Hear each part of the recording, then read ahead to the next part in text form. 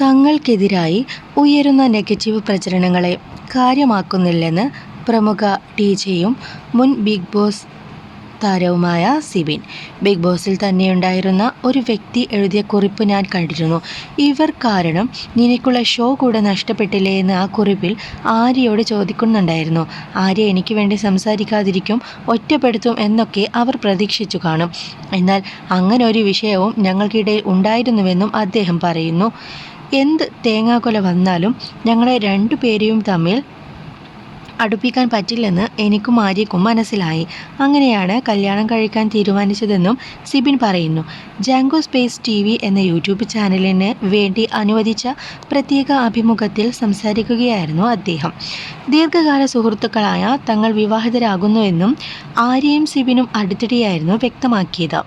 Big boss എന്ന് പറയുന്നത് ഒരു റിയാലിറ്റി ഷോ അല്ല, അതൊരു ഷോയാണ് എന്ന ആ സത്യം എല്ലാവരും മനസ്സിലാക്കണം. ഈവൻ ലാലേട്ടനെ വരെ കൊണ്ട് നിർത്തിയിട്ട് അവർ ചെയ്യിപ്പിക്കുന്ന ഒരു ഷോ ആണ്.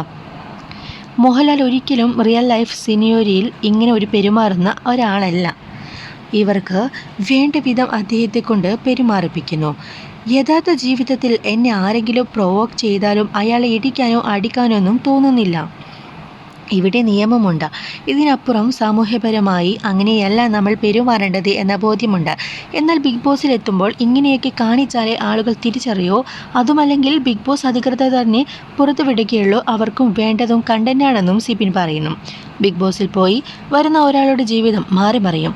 അതുവരെ ജീവിച്ച ജീവിതം ആയിരിക്കില്ല. ബിഗ് ബോസിലെ എല്ലാ മത്സരാർത്ഥികൾക്കും ആരാധകരുണ്ട്.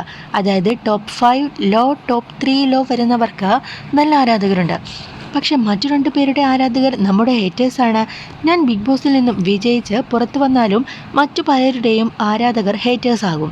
അത് അങ്ങനെ ആയല്ലേ പറ്റുകയുള്ളൂവെന്നും അദ്ദേഹം ചോദിക്കുന്നു. ഇൻസ്റ്റയിലും യൂട്യൂബിലുമൊക്കെ കാണുന്നതാണ് യാഥാർത്ഥ്യം എന്ന് വിശ്വസിക്കുന്ന രീതിയിലേക്ക് നമ്മുടെ സമൂഹം മാറിക്കഴിഞ്ഞു. ഉദാഹരണം പറയുകയാണെങ്കിൽ, ഒരു കോളേജ് ഷോയിലേക്ക് എന്നെ ബുക്ക് ചെയ്തപ്പോൾ ചില കുട്ടികൾ പറഞ്ഞത് എന്നെ വിളിക്കേണ്ട എന്നായിരുന്നു. എനിക്ക് കുറേ ഹേറ്റേഴ്സ് ഉണ്ടെന്നായിരുന്നു അവരുടെ കാരണം. എന്നാൽ പുറത്തിറങ്ങുന്ന സമയത്ത് ഇന്ന് വരെ ഒരാളും എന്നോട് മോശമായി പെരുമാറിയിട്ടില്ല. എല്ലാ അമ്മമാരും എവിടെ വെച്ച് കണ്ടാലും വന്ന് കെട്ടിപ്പിടിക്കുകയാണ്.